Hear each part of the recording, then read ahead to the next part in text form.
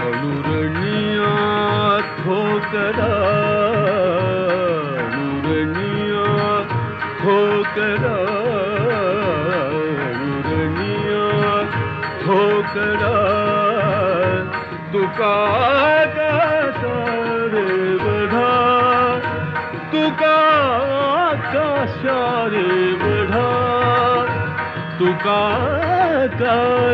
रे बढ़ा, तुका आकाशा रे बढ़ा, सबसे बड़ा भाग्य क्या है कि एक संत सदगुरु की अवस्था तक पहुंचता है। तुकाराम महाराज को भी सदगुरु बोला गया है, ज्ञानेश्वर महाराज को सदगुरु बोला गया है। इनकी खासियत ये थी कि इन्होंने अपने जीवन में जो सर्वोच्च अनुभव किया वो लोग जनमानस के सामने इन अभंगों के थ्रू, ओवियों के थ्रू मतलब रख सके। एहसान किया उन्होंने पूरे जनमानस पे। कई बार कैसा होता है कि बहुतों को मतलब वो आत्मा की अनुभूति हो तो जाती है, लेकिन वो उसको दुनिया के सामने रख नहीं पाते हैं। तो इन्होंने जो उपकार किया है पूरे समाज पे, और वो शाब्दिक नहीं है, वो अनुभव है। जैसे मानो असल में ये अभंग नहीं है। मैं ऐसा बोलूंगा कि तुकाराम महाराज का वो जो प्योर सोल है, वो जो प्योर आत्मा है, वो शब्द बन करके ग्रंथ पे उतर के हमारे सामने आया है। तो इतनी गहरी है ये, जितनी गहराई से हम लोग इसको समझने का प्रयास करेंगे, हो सकता है कि कभी अगर सच्चे तरीके से अगर हम लोग उस पर चल पाए तो हम लोग उस अवस्था तक पहुंच सकते हैं। तो ये तुकाराम महाराज का एक अभंग है, बहुत टॉप क्लास का अभंग है, क्योंकि उनके अभंगों में निचले तबके से लेकर के बहुत एकदम हायर वैल्यूज को दर्शाता हुआ कई अभंग है। तो उसमें से ये एकदम ही टॉप क्लास का अभंग है। तो हम लोग थोड़ा इसको ओपन करने का कोशिश करते हैं। अणुरेणिया थोकड़ा, तुका आकाशा एवड़ा। अच्छा, ये क्या है? अणुरेणिया थोकड़ा क्या है? तुका आकाशा एवड़ा। तो तुकाराम महाराज बोल रहे हैं कि ये जो तुकाराम जो अणु और रेणु जैसा एक अदना सा पूरे ब्रह्मांड का एक छोटा सा हिस्सा, एक छोटा सा व्यक्ति बनकर के पूरे ब्रह्मांड में जो जी रहा था, एक अदना सा व्यक्तित्व मान करके जो जी रहा था, उसको सदगुरु की कृपा हो गई उस पे। उसने साधना की और वो आज तुका आकाशा एवड़ा, वो उसने मतलब उसका स्वरूप का ज्ञान होते ही वो आकाश जितना व्यापक हो गया। वो पहले सिर्फ एक शरीर में मतलब धमकता था, अब वो ब्रह्मांड के हर जीव में धमक रहा है, हर व्यक्ति में जिंदा हो गया। अणुरेणिया थोकड़ा, वो जो एक अदना सा व्यक्तित्व था, वो जो एक छोटा सा पूरे ब्रह्मांड का एक जो छोटा सा हिस्सा था, छोटा सा व्यक्ति था। अभी समझो, अगर पूरे ब्रह्मांड में अगर हम लोग अपनी तुलना पूरे ब्रह्मांड के साथ करें तो कौन हमको जानता है, हमारी हैसियत क्या है? वैसे तुकाराम महाराज बोल रहे हैं अणुरेणिया थोकड़ा, वो जो एक छोटा सा अदना सा जो मैं व्यक्तित्व था, साधना करके आज तुका आकाशा है बड़ा, मतलब आज वो पूरे आकाश जितना व्यापक हो गया। वो पहले सिर्फ केवल एक शरीर में जिंदा था, आज संसार का हर प्राणी में वही विद्यमान है, ये अनुभव उसने पा लिया।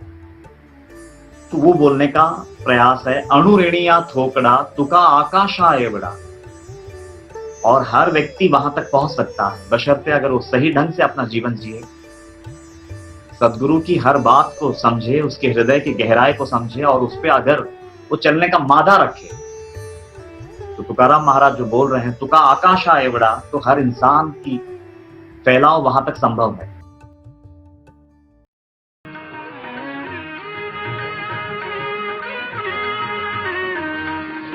गिळून सांडले कलेवर, गिळून सांडले कलेवर, गिळून सांडले कलेवर, गिळून सांडले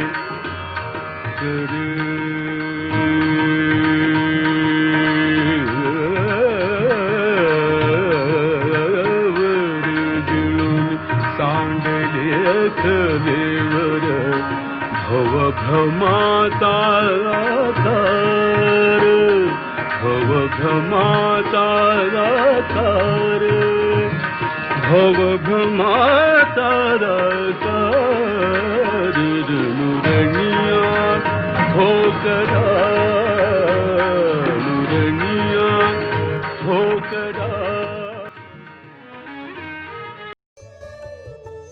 पहला स्टैंजा है, गिळून सांडिले कलेवर, भव भ्रमाचा आकार. जैसे ही मैं अपने शरीर की जो मेरी देह बुद्धि थी, मैंने जैसे ही उसको गिरा दिया और मैं अपनी आत्मा को पा लिया, आत्मा को पाते ही जिस शरीर के मरने से सारा जहां कांपता है, अपने अस्तित्व खोने का डर हर व्यक्ति, हर प्राणी, हर जीव को सताता है, लेकिन मैंने मतलब उस अस्तित्व को, उस शरीर को खुद ही निगल गया आत्मा बनने के बाद.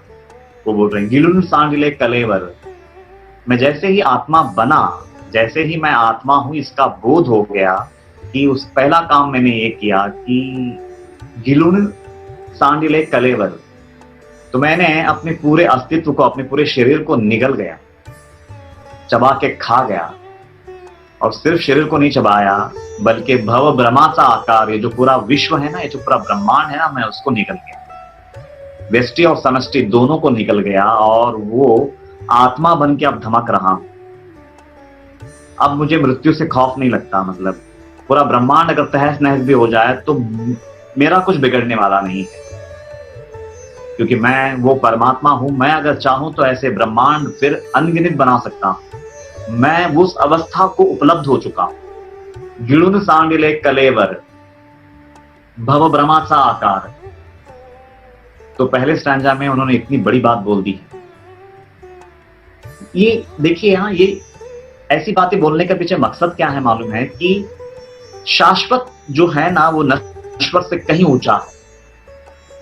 और याद रखना, जब तक ये नश्वर गिरता नहीं है, ये डुप्लीकेट गिरता नहीं है, ओरिजिनल हाथ नहीं लगती. ये नियम है.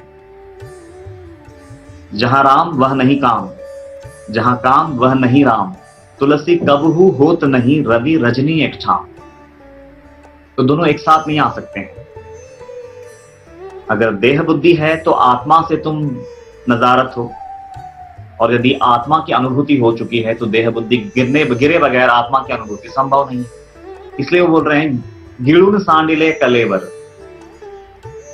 मैं जैसे ही आत्मा की अनुभूति कर लिया, कि मैं आत्मा की अनुभूति कर लेने का मतलब ही यह है कि आत्मा को, शरीर को चबा के खा जाना.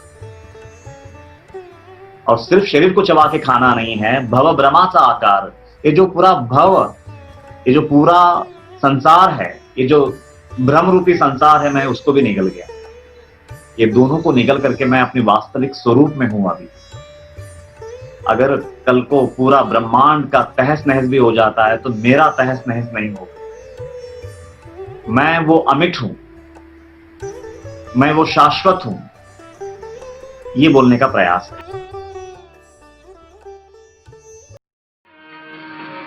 सांडिली त्रिपुटी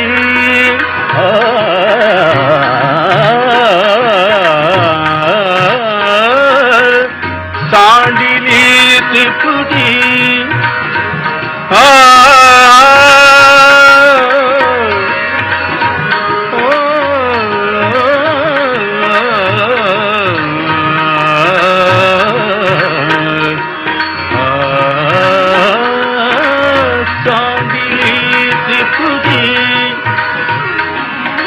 सांडिली त्रिपुटी सांडिली त्रिपुटी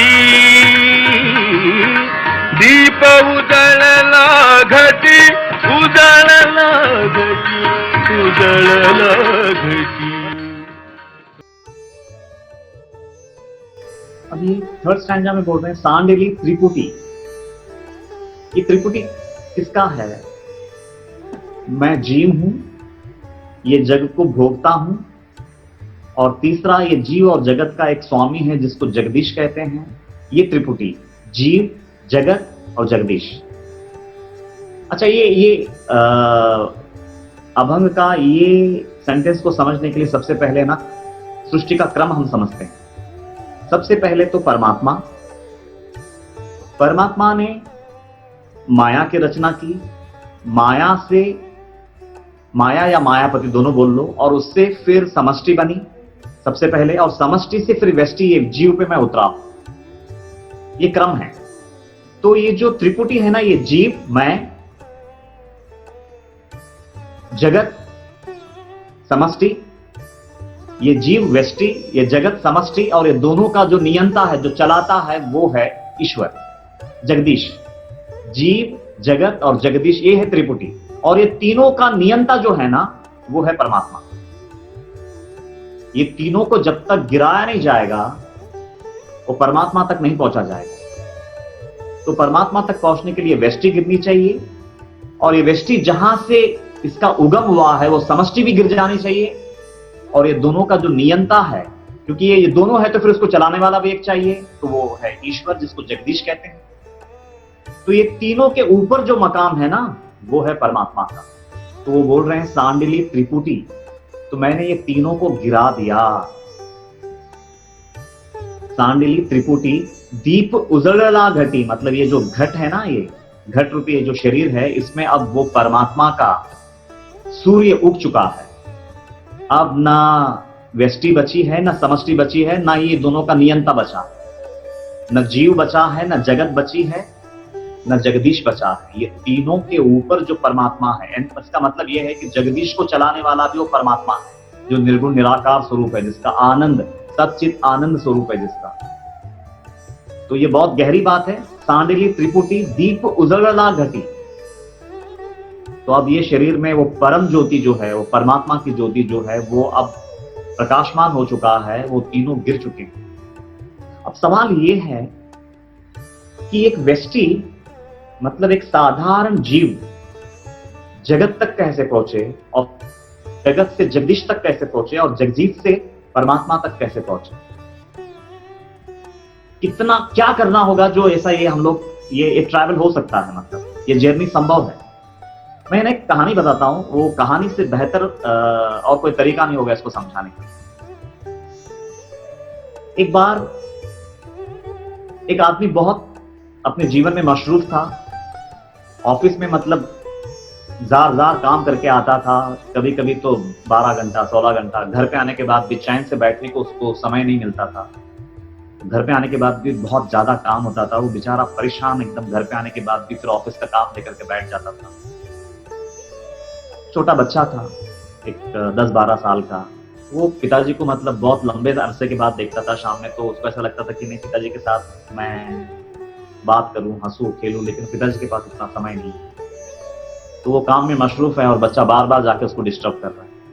और काम कुछ बहुत ही गहरा था, कुछ काम इंपॉर्टेंट था. वो बेचारा अपने काम में लगा हुआ है, और बच्चा उसको परेशान किए जा रहा है. तो उसके सामने दिन भर मतलब एक न्यूज़पेपर पड़ा था. उसको ऐसा लगा कि ना, इसको मैं जब तक कुछ काम ना दूं बच्चे को, तो ये मेरे को सताना नहीं छोड़ेगा.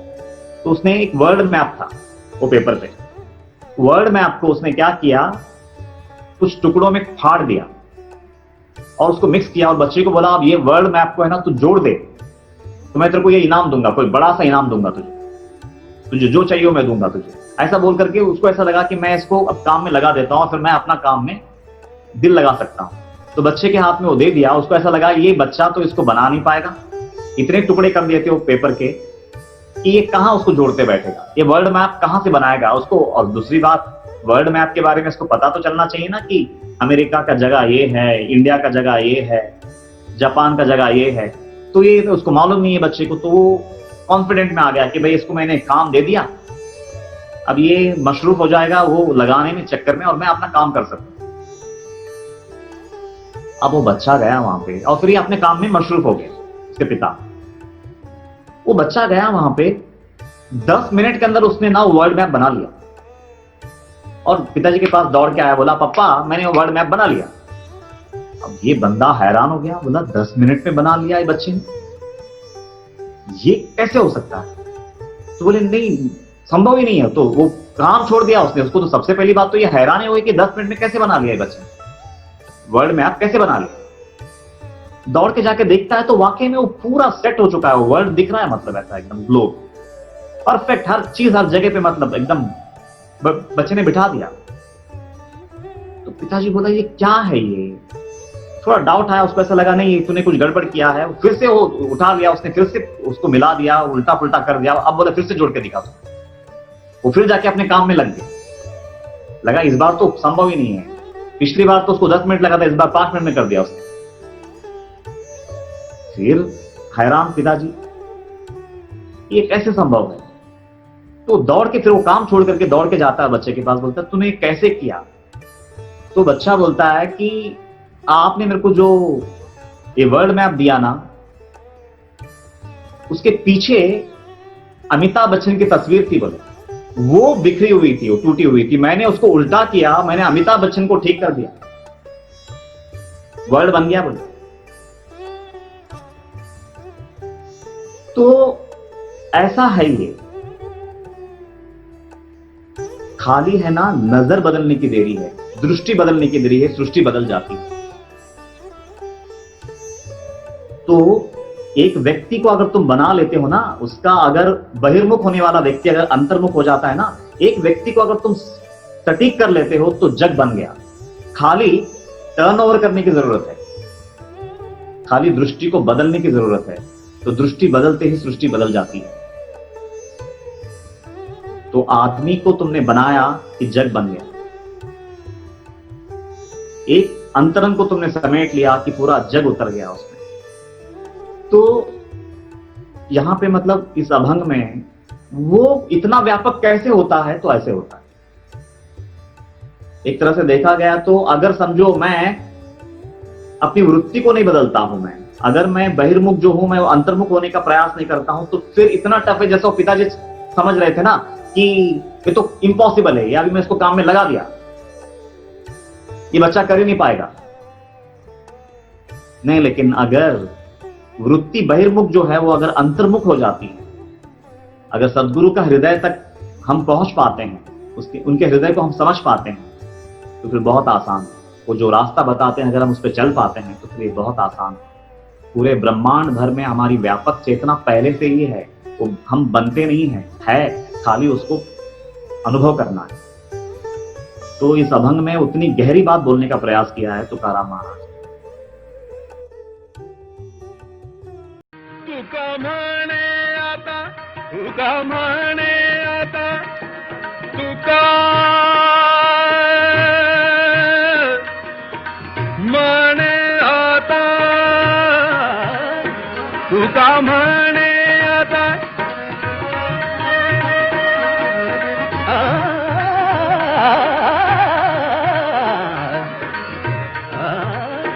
तुका म्हणे आता उरला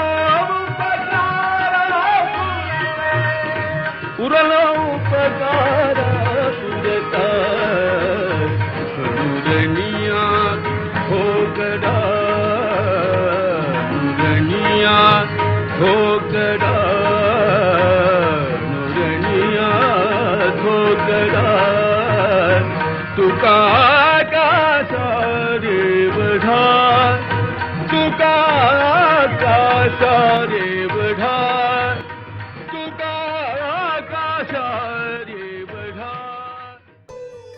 अभी आखिरी चरण में तुकाराम महाराज कह रहे हैं कि तुका मणे आता उरलो उपकारा पुरता। अब न मेरा प्रारब्ध बचा है, न मेरा अहंकार बचा है, न वासना विकार बचा है, कुछ भी नहीं बचा। मैं तो त्रिपुटी को निगल करके ब्रह्मांड व्यापक चेतना बन चुका हूं। अब ये शरीर में जो मैं रह रहा हूं ना, तो ये शरीर सिर्फ और सिर्फ औरों के काम आने के लिए, पूरे ब्रह्मांड पे उपकार करने के लिए है। अब मेरे लिए कुछ भी बचा नहीं है अपने लिए करने के लिए। अब ये अस्तित्व जब तक ये संसार के सामने दिखेगा, जब तक ये प्राण में मतलब श्वास है ये शरीर में, तब तक सिर्फ और सिर्फ संसार पे उपकार करने के लिए अब ये बचेगा, मतलब ये बचा है। अब मेरा अपने लिए कुछ भी करना शेष नहीं रहा। क्या हिम्मत रहेगी मतलब वो बोलने की, क्योंकि वाकई में वहां तक पहुंचे थे ना तो वो बोल पाए। तुका म्हणे आता उरलो उपकारा पुरता। अब मेरे लिए खुद के लिए कुछ भी करना शेष नहीं रहा। अब जब तक ये कायनात है, जब तक शरीर में हूं, तब तक भी लोगों के लिए उपकार करूंगा, और मेरा ये कलेवर, ये शरीर गिरने के बाद भी जब तक ये कायनात रहेगी तब तक उपकार करता रहूंगा। ये बोल करके उन्होंने अभंग को यहाँ पे खत्म किया। थर्ड जो स्टँजा आहे त्रिपुटीचा, अंतर्मुख आणि बहिर्मुख, हे तिला क्लिअर नाही झालेलं आहे. सगळ्यांनाच नाही, मला आम्हाला पण तसं नाही झालं क्लिअर. तिचं म्हणणं की अंतर्मुख होणं म्हणजे नक्की कसं बघायचंय ते. जितना बाहर का आकर्षण कम होता जाएगा, अंतर्मुख मतलब अलग से नहीं होना है, जितना बाहर का आकर्षण कम होता जाएगा ऑटोमेटिकली आप अंतर्मुख हुए जा रहे हो। बाहर का इंद्रियों के प्रति आसक्ति अगर तुम्हारी घटने लगी तो तुम ऑटोमेटिकली अंतर्मुख हुए जा रहे हो। बाहर के वासनाओं के प्रति तुम्हारे आकर्षण अगर घटने लगी तो तुम ऑटोमेटिकली अंतर्मुख हुए जा रहे हो। तो अंतर्मुख अलग से नहीं होना है, बाहर का कनेक्शन जितना कटता जाएगा तुम ऑटोमेटिकली अंतर्मुख हुए जा रहे हो, बस इतना मान लेना। जो वृत्ति की बहिर्मुखता है ना, जितना वो घटते जाएगी ऑटोमेटिकली तुम अंतर्मुख हुए जा रहे हो। तुम्हें भले ही पता नहीं चल रहा है बट तुम अंतर्मुख हुए जा रहे हो। साधनेनी म्हणा किंवा आपल्या भक्तीनी, जी आपली रोजची साधना आहे, त्याने जो सराव आपण म्हणतो ना, प्रत्येक गोष्टीला एक सराव लागतो. नहीं वो एक साइड में वो सब करना है, उपासना वगैरह, लेकिन दूसरी तरफ में ना ये जो वृत्तियां बहिर्मुख होते जाती है ना देखने जैसा देखते रहना, ना बोलने जैसा बोलते रहना, ना करने जैसा करते रहना, ये जो वृत्ति बहिर्मुख होते जा रही है, अगर उसके ऊपर तुम कंट्रोल नहीं लाओगे और खाली उपासना करोगे तो कुछ फायदा नहीं। उपासना इसलिए करनी है ताकि वो वृत्ति बहिर्मुख ना हो, नाम इसलिए लेना है ताकि वो वृत्तियां बहिर्मुख ना हो। शब्द स्पर्श रूप रस गंध, ये जो पांचों का आकर्षण है, जितना वो घटता जाएगा तुमको पता भी नहीं चलेगा कि तुम कैसे अंतर्मुख हो। इसलिए ना अंतर्मुख अलग से होने की चेष्टा ना करें, खाली वो जो बहिर्मुखता है ना उसके ऊपर अगर तुम कस के काम करोगे कि नहीं ये गलत नहीं देखूंगा, गलत नहीं बोलूंगा, गलत नहीं छूऊंगा, तो बस वो तुम ऑटोमेटिकली अंतर्मुख हुए जा रहे हो। श्री सच्चिदानंद सद्गुरु साईनाथ महाराज की जय।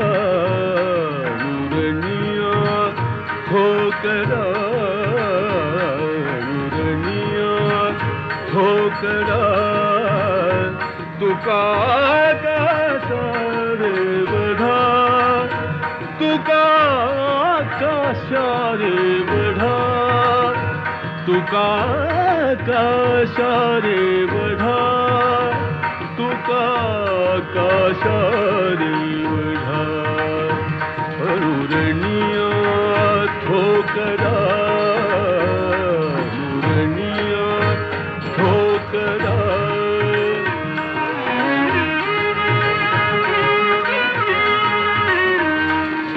गिळून सांडले कलेवर, गिळून सांडले कलेवर, गिळून सांडले कलेवर, गिळून सांडले करे।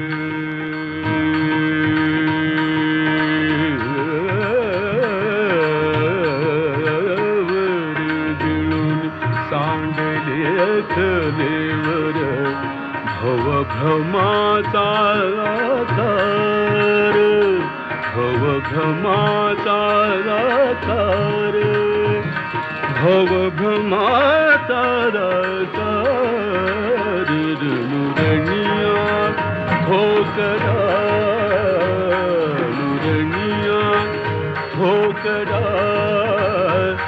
तुका आकाशा रे बढा तुका आकाशा रे बढा तुका आकाशा रे बढा तुका आकाशा रे बढा अनुरणिया ठोकरा अनुरणिया ठोकरा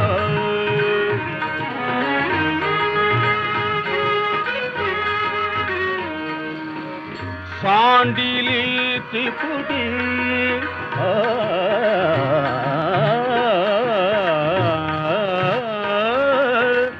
सांडिली त्रिपुटी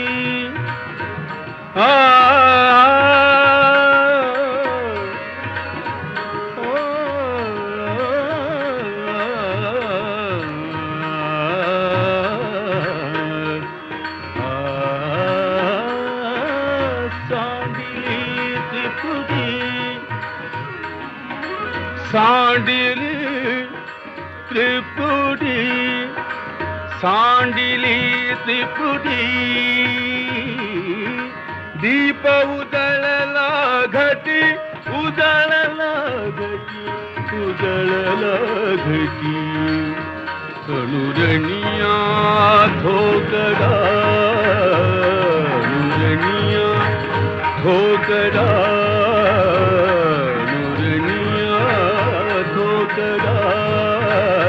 तुका आकाशा रे बढा तुका आकाशा रे बढा तुका आकाशा रे बढा अनुरणिया ठोकरा अनुरणिया ठोकरा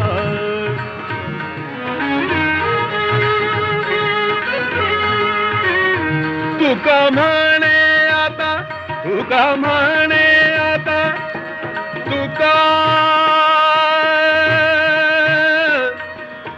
म्हणे आता तुका म्हणे आता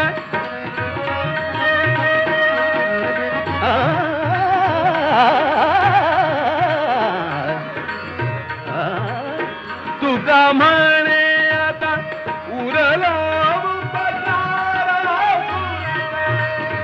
उरला उपकार पुरता अनुरणिया ठोकरा अनुरणिया ठोकरा अनुरणिया ठोकरा तुका आकाशा रे बढा तुका आकाशा रे बढा तुका आकाशा रे बढा तुका आकाशा रे बढा तुका आकाशा रे बढा तुका आकाशा रे बढा तुका आकाशा रे बढा तुका आकाशा रे बढा अनुरणिया